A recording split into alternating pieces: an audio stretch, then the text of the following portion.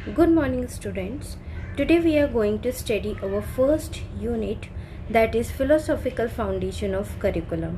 आज हम अपनी पहली इकाई पाठ्यचर्या का दार्शनिक आधार पढ़ेंगे. चलिए स्टार्ट करते हैं. हम अपनी फर्स्ट यूनिट को 3 भागों में पढ़ेंगे, जो कि है फर्स्ट फिलोसॉफी एंड करिकुलम, दर्शन और पाठ्यचर्या. हमारा दूसरा पार्ट है रोल ऑफ डिफरेंट फिलोसॉफीज़, विभिन्न दर्शनों की भूमिका. हमारा थर्ड पार्ट है कंट्रीब्यूशन ऑफ इंडियन एजुकेटर्स, भारतीय शिक्षकों का योगदान. तो आज हम पढ़ेंगे फिलोसॉफी एंड करिकुलम और उनके बीच में जो रिलेशन है, जो इंटर रिलेशन है, उसके बारे में. चलिए स्टार्ट करते हैं. First of all, why should education be given to this child? बालक को शिक्षा क्यों प्रदान की जाए? The answer to this question is given by social philosophy. इस प्रश्न का उत्तर सामाजिक दर्शन द्वारा दिया गया है. Philosophy reveals what kind of person the child should become in future. दर्शन यह बताता है कि बालक भावी जीवन में कैसा मनुष्य बनेगा. Philosophy reveals about the future. So education is given to build future citizens who can be capable of fulfilling the needs of society, nation and the world. शिक्षा भावी नागरिकों के निर्माण के लिए दी जाती है जो समाज, राष्ट्र और विश्व की आवश्यकताओं की पूर्ति में सक्षम हो सकें. इसलिए हमें फिलोसॉफिकल फाउंडेशन के बारे में पढ़ना ज़रूरी है. Next is curriculum planning is done to achieve the aims of education. In other words, to decide the nature of the curriculum, the aims and the objectives of education have to be put forward. पाठ्यचर्या का नियोजन शिक्षा के उद्देश्य प्राप्त करने के लिए किया जाता है. दूसरे शब्दों में, पाठ्यचर्या के स्वरूप को निश्चित करने हेतु शिक्षा के लक्ष्य तथा उद्देश्य को सामने रखना पड़ता है.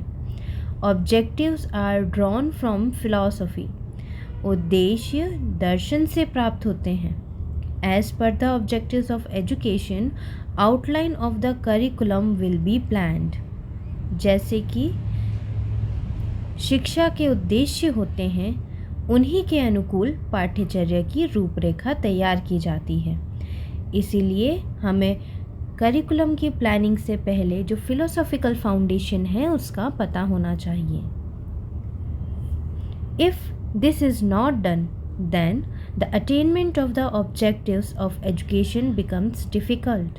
यदि ऐसा ना किया जाए तो शिक्षा के उद्देश्यों की प्राप्ति कठिन हो सकती है. According to the philosophical and social thought, educational objectives keep on changing the country, time and society. In fact, the outline of the curriculum also keeps on changing. शिक्षा के उद्देश्य देश, काल तथा समाज को दार्शनिक तथा सामाजिक विचारधाराओं के अनुसार बदलते रहते हैं. वस्तुतः पाठ्यचर्या की रूपरेखा में भी परिवर्तन होता रहता है. Philosophy plays an important role in all aspect of curriculum. दर्शन शास्त्र पाठ्यचर्या के सभी पहलुओं में एक महत्वपूर्ण भूमिका निभाता है.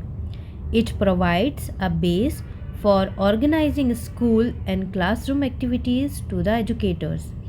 यह शिक्षकों को स्कूल और कक्षा की गतिविधियों के आयोजन के लिए एक आधार प्रदान करता है. इसीलिए यहाँ पे हम फिलोसॉफिकल बैकग्राउंड की बात कर रहे हैं, क्योंकि ये हमें एक करिकुलम प्लानिंग के लिए एक बेस प्रदान कर रहा है. It is act like a base. Okay, इसलिए यहाँ पे जो जॉन गुडलैंड हैं, उन्होंने ये अपने विचार यहाँ रखे हैं.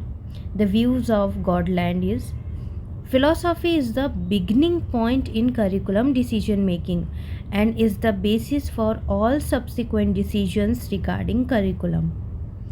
जॉन गुडलैंड के अनुसार पाठ्यचर्या संबंधित निर्णय लेने में दर्शन एक प्रारंभिक बिंदु है जो कि पाठ्यचर्या से संबंधित भविष्य में होने वाले निर्णयों का आधार है। यहाँ पे आपको 3 जो एजुकेटर्स हैं, जो फिलोसोफर्स हैं, उनकी यहाँ पे व्यूज़ रखे गए हैं, जो कि है स्मिथ, जॉन डीवी और टेलर के।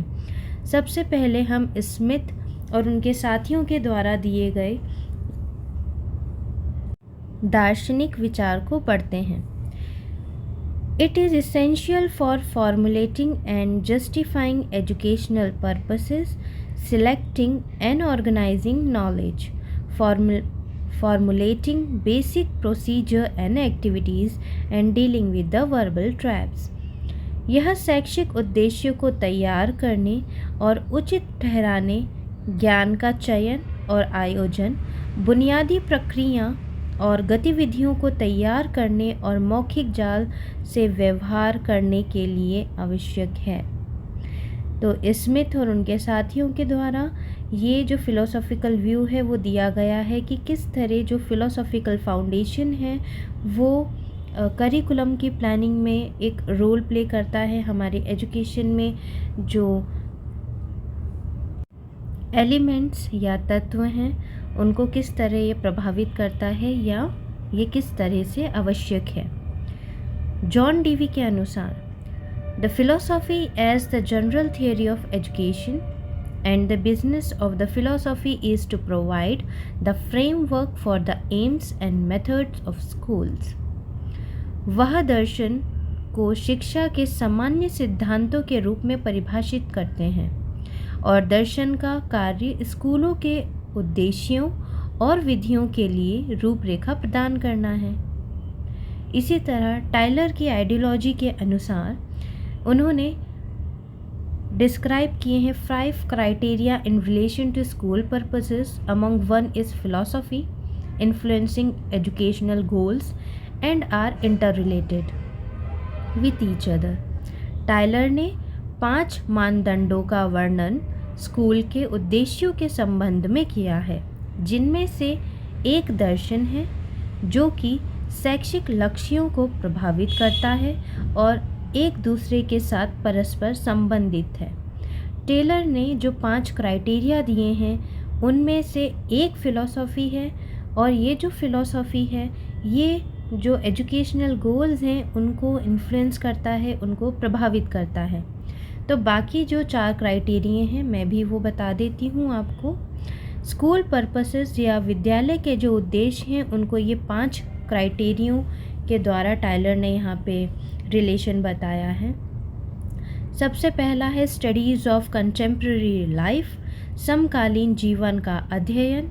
दूसरा है स्टडीज़ ऑफ लर्नर, शिक्षार्थियों का अध्ययन।